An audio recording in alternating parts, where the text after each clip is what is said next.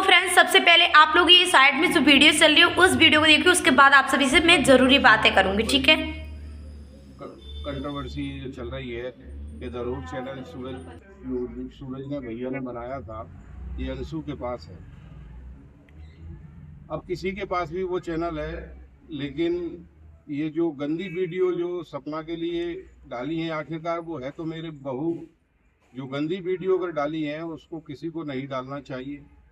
मैंने अंशु को भी बोल दिया है, मैंने अंशु के मौसा जी को भी बोल दिया है कि सभी लोग साइबर सेल में जाकर के और इसकी बिल्कुल पूरी जांच कराएं, और जिस किसी के पास भी वो चैनल होगा वो अपने। और रही बात ये कि ये सपना ये कह रही है कि अंशु के पास चैनल है, मैं दावे के साथ कह सकता हूं कि अंशु से मैंने बार बार पूछा है, बार बार वो गया है, मेरे किसी भी परिवार, मेरे किसी भी रिश्तेदार के पास वो चैनल नहीं है। सपना जो बार बार रोजाना ये धमकी दे रही है कि जेल भिजवा दूंगी, जेल भिजवा दूंगी। अब अंशु से मैंने पूछा है, जेल तो मैं तेरे भाइयों को भिजवाऊंगा। ये जो यहाँ आकर के अंशु के साथ जो गलत हरकत करते थे और तू उनको स्विमिंग पूल पर नहलाती थी और जो कुछ करती थी ना, अब मैं बताऊंगा कि इसमें क्या होता है तेरे भाइयों को। जो इसमें अब ज्यादा कंट्रोवर्सी ना करे, और कंट्रोवर्सी करती है तो फिर ये देख लेना, इसका परिणाम इतना भयानक होगा कि जिसकी कल्पना ये लोग नहीं कर सकते। ये ज्यादा मुझसे ना बुलवाए, नहीं मैं अगर बोलने की कोशिश करूंगा तो शायद। तो फ्रेंड्स, आप लोगों ने सुन लिया, आखिरकार जो सपना चाहती थी वो हो गया। सपना चाहती थी कि सास ससुर आए और अपना पक्ष रख के जो भी है बताएं। आखिरकार सास ससुर ने सारी सच्चाई बता दी है, सपना की पोल भी खोल दी है, एक एक पोल खोली है, एक एक शब्द बोला है। आखिरकार सपना अंशु के साथ क्या क्या करती थी और सपना उस घर में क्या क्या करती थी, पूरी सच्चाई आप सभी को पता चल गई होगी। तो मुझे सच में बहुत ज़्यादा बुरा लगा ये सब देखकर। देखो, ताली एक तरफ से नहीं बजती है, दोनों तरफ से बजती है। आखिरकार दारोट चैनल किसके पास है? मैंने उस दिन भी वीडियो बनाई थी, उस दिन बोला था कि दारोट चैनल अंशु के पास नहीं है, क्योंकि अगर किसी के पास कोई चीज़ होती है तो कोई इंसान इतने कॉन्फिडेंस से नहीं बोलता कि आप केस कीजिए, आप लीगल जाइए, आप ये सब कीजिए। उसके पास अंशु को हम आज से नहीं देख रहे हैं, अंशु को हम 3 साल से देख रहे हैं। दारोट चैनल जब शुरू हुआ था तभी से देख रहे हैं। तो इतना गलत कोई इंसान नहीं हो सकता जितना सपना जी आप बोल रही हैं। मानते हैं आपकी गलती नहीं है, आपने चैनल दिया है, लेकिन हाँ, आपने चैनल दिया है लेकिन वो चैनल किसी तीसरे के पास गया है, ये भी आपको ध्यान में रखना चाहिए। अंशु के पास चैनल नहीं है। ये मत बोलना कि मैं अंशु का सपोर्ट कर रही हूँ, क्योंकि अंशु, पहली बात तो आपकी गलती है, सबसे बड़ी गलती सपना की बताऊंगी मैं। अब आप लोग कहोगे कि सपना की गलती क्यों बता रही हो? सपना की गलती इसलिए बता रही हूँ क्योंकि जब सपना ने चैनल दिया था तो सपना को डिस्कस करना चाहिए था कि चैनल अंशु तेरे पास चैनल आ गया या फिर नहीं आया है। सपना ने चैनल दे दिया, बस हो गया कि चैनल दे दिया। भाई उसका प्रूफ भी तो होना चाहिए तुम्हारे पास कि तुमने चैनल दिया है, किसको दिया है, कॉल रिकॉर्डिंग कुछ तो होना चाहिए ना, ऐसे नहीं बोलना चाहिए। अरे हाँ, उसके अंशु के जो फूफा जी वो बोल रहे थे कि जिसका हक था उसका मिल गया, तो उनको भी कंफर्म नहीं था कि अंशु के पास चैनल नहीं है। उनको मालूम था कि उस सपना ने दे दिया है तो अंशु के पास चैनल पहुंच गया होगा। लेकिन अंशु ने जब अपनी वीडियो में आके क्लियर बताया कि मेरे पास कोई चैनल वैनल नहीं आया है, तब कंफर्म हुआ कि हाँ उनके पास चैनल नहीं आया है। अब मैं बताती हूँ चैनल किसके पास है। देखो, ना ही तो सपना के पास है चैनल और ना ही अंशु के पास है। या तो सपना की फैमिली में किसी तीसरे के पास है या फिर अंशु की फैमिली में किसी तीसरे के पास है। लेकिन अंकल जी इस बात का दावा कर रहे हैं कि मेरी किसी भी रिश्तेदारी में, किसी भी फैमिली में सपना का दारोट चैनल नहीं है। उन्होंने बिल्कुल डंके की चोट पर ये शब्द बोला है। इसका मतलब सपना का जो दारोट चैनल था वो सपना दे रही थी, लेकिन देते वक्त अचानक से हैक हो गया वो चैनल। मुझे ऐसा अंदाज़ा लग रहा है अचानक से वो दारोट चैनल हैक हो गया, किसी तीसरे बंदे के पास पहुंच गया, जो कि ना इनका रिश्तेदार है, ना इनका रिलेटिव है, ना सपना की तरफ से है, ना अंशु की तरफ से है, किसी तीसरे के पास हैक हो गया चैनल। अब वो उसका सपना का नाजायज़ फ़ायदा उठा रहा है। वही अंकल आंटी को भी ये चीज़ बुरी लगी है, हम सबको भी ये चीज़ बुरी लगी है कि किसी की प्राइवेट चीज़ और इस तरीके से धज्जियाँ नहीं उड़ा सकते। उसकी जो गंदी फ़ोटो लगाकर वीडियो बनाई है वो किसी तीसरे का काम है। अंशु इतनी गंदी हरकत, इतनी घटिया हरकत नहीं कर सकती, नहीं कर सकती। आप डायरेक्ट बस सपना से, मुझे ये नहीं समझ में आ रहा, सपना एकदम से बड़बोली है, जो भी है ना बोल देती है, उनको ये नहीं समझ में आ रहा कि इसका परिणाम क्या होगा। सपना को सोच समझ के बोलना चाहिए। बोलना चाहिए कि एक बात बताइए, दारोट चैनल अंशु के पास है तो सपना को ये सोचना चाहिए कि अंशु यार मेरे पास इतने दिन से रही है, अंशु इतनी घटिया हरकत, इतनी गंदी हरकत, इतनी गंदी फोटो लगाकर वीडियो कैसे बना सकती है मेरी। इतना भी विश्वास नहीं है सपना को अंशु के ऊपर। मानते हैं अंशु की फैमिली ने तुम्हारे साथ गलत किया है, लेकिन सपना ने अंशु ने इतना भी गलत नहीं किया है कि गंदी फोटो लगाकर वीडियो तुम्हारी सोशल मीडिया पर वायरल कर दे। और फिर वो दारोट चैनल डिलीट भी हो गया यार। सालों की मेहनत थी और सबसे बड़ा चैनल था इनके घर में, उसी चैनल की वजह से आज सपना इस पोस्ट पर है।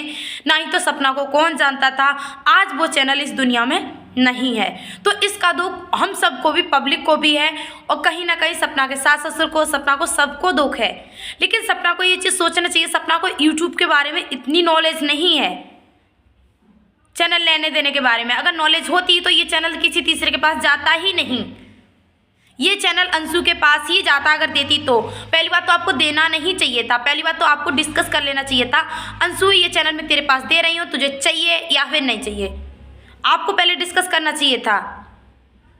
और ससुर जी ने एक एक पॉइंट क्लियर बता दिया। भाई कितना सच बोल रहे हैं कितना झूठ बोल रहे हैं ये मैं नहीं दावा कर सकती इस चीज़ का, लेकिन सपना बोल रही थी अपना पक्ष रखिए, तो उन्होंने अपना पक्ष रखते हुए सारी सच्चाई बताई है। ये बोला है कि देखो मैं कोई धमकी बमकी नहीं दे रहा हूँ, मैंने साइबर क्राइम में कंप्लेंट कर दी है और बाकायदा उन्होंने सब पेपर वगैरह सब दिखाए हैं, और हालांकि उन्होंने सब कुछ सच पूछ लिया है पूरी रिश्तेदारी में कि आप किसी के पास चैनल तो नहीं है, अगर हुआ तो उसका परिणाम बहुत बुरा होगा। तो उनकी पूरी रिश्तेदारी ने सबने मना कर दिया है कि हमारे पास चैनल नहीं है, अब किसी तीसरे के पास वो चैनल है। तो देखो सपना, आप लीगल जाइए, आप अच्छे से जांच कीजिए वो चैनल, अब तो पता नहीं वो है या नहीं है, डिलीट भी हो गया, सर्च करने पर आ ही नहीं रहा है, ठीक है।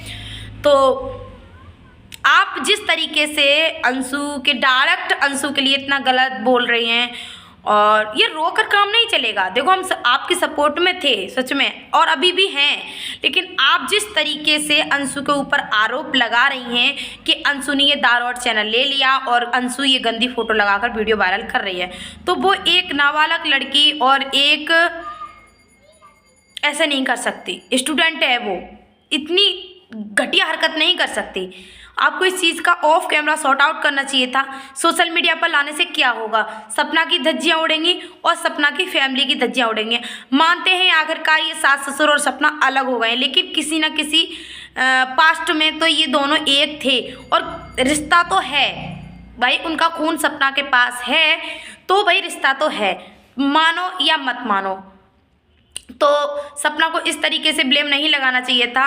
और जो भी बोल रहे हैं सपना के सास ससुर कि देखो अंशु की मसल कैसे फटी थी बैक की, तो सपना ने ये बोलना है ना, सपना ने उसके कंधे पकड़कर पीछे झटका मारा था, तो अंकल जी आपको ये भी बोलना चाहिए था, गुस्से में मारा था, लड़ाई में मारा था, या फिर प्यार में मारा था, आपको ये भी बोलना चाहिए था, क्योंकि ऑडियंस इसका नेगेटिव वे में ले जा सकती है इस पॉइंट को। आपको ये बोलना चाहिए था कि इन दोनों में बहुत प्यार था, हो सकता है उसकी कमर में दर्द हो, उस टाइम चिक वगैरह चली गई हो, तो इस वजह से सपना ने अंशु से बोला हो कि ला अंशु मैं तेरी चिक वगैरह सही करती हूँ, इस वजह से उसने झटका मारा हो, तो धोखे से उसकी मसल फट गई हो। ये भी आपको क्लियर कर देना चाहिए था। आपने बस इतना बता दिया कि उसने कंधे पकड़कर लात मार दी, तो ये नेगेटिव वे में मारी थी या पॉजिटिव वे में मारी थी, आपको ये भी क्लियर करना चाहिए था। देखो इसका नेगेटिव वे जा सकता है, क्योंकि पॉजिटिव तो ऑडियंस बहुत कम ले जाती है, नेगेटिव ज़्यादा ले जाती है।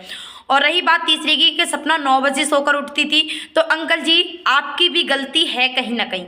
अब आप लोग बोलोगे कि दोनों पक्ष की बात कर रही है, देखो मैं क्लियर बोलती हूँ, जो भी है सपना ने अंशु के ऊपर आरोप लगाया, दारोट चैनल का गलत लगाया, उसको पहले क्लियर करना चाहिए था, ठीक है। और सपना के सास ससुर आरोप लगा रहे हैं सपना के ऊपर कि सपना 9 बजे उठती थी। देखो वो सोशल मीडिया वर्कर थी, ठीक है, जो सोशल मीडिया वर्कर हैं वो सब जानते होंगे कि दिन में वीडियो बनाना होता है, रात में वीडियो एडिटिंग करना होता है। हो सकता है सपना रात के 2-2, 3-3 बजे तक नहीं सोती हो, क्योंकि उसको वीडियो एडिटिंग करनी होती है, दारोट चैनल की, स्नैपी गर्ल्स की, और बहुत सारे काम होते प्रमोशन वगैरह। सपना ज़्यादातर ये काम सारे रात में निपटाती होगी, तो हो सकता है लेट हो जाती हो, क्योंकि वो पैसे भी तो कमा रही थी ना। ये भी तो बोलना चाहिए था ना आपको अंकल जी कि भाई पैसे कमा रहे, जिसका काम जिस टाइम होगा अब आप सोच रहे हैं कि रात के 2 बजे या 3 बजे सोए, सुबह 5 बजे या 6 बजे उठ जाए, ऐसे कैसे हो सकता है? इंसान को अपनी एनर्जी वेस्ट कर रहा है इंसान, तो वो एनर्जी पूरी करने के लिए कुछ तो कुछ करना पड़ेगा। सोशल मीडिया वर्कर जितने भी हैं उनको सबको अच्छी तरह से पता होगा कि रात में उनका माइंड फ्री रहता है, तो जो भी काम होता है सारे सोशल मीडिया वर्कर जो हैं रात में ही अपना काम निपटाते हैं। सिर्फ दिन में ब्लॉग बनाने का काम होता है, बाकी का काम सारे रात में निपटाते हैं। और ज़्यादातर है, वहाँ तक मैं बात कर रही हूँ, जितने भी ब्लॉगर यूट्यूब पर काम करने वाले हैं वो ज़्यादातर लेट ही सोकर उठते हैं, क्योंकि उनको लेट ही सोना होता है, लेट ही उठना होता है। तो आपको ये चीज़ नहीं बोलनी चाहिए थी। आरोप लगाने हैं तो थोड़े सही से लगाइए, जिससे कि ऑडियंस को सच पता चल सके कि हाँ यहाँ पर सपना गलत है। और दोनों तरफ से मैं नहीं बोली हूँ, आप लोग फिर मुझे नेगेटिव कमेंट्स करेंगे।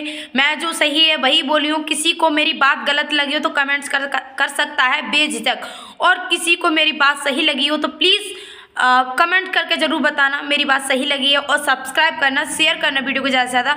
और भी बहुत सारी बातें हैं जो मैं आप सभी के सामने लेकर आने वाली हूँ। चैनल से जुड़े रहें, सब्सक्राइब कर लीजिएगा, ठीक है।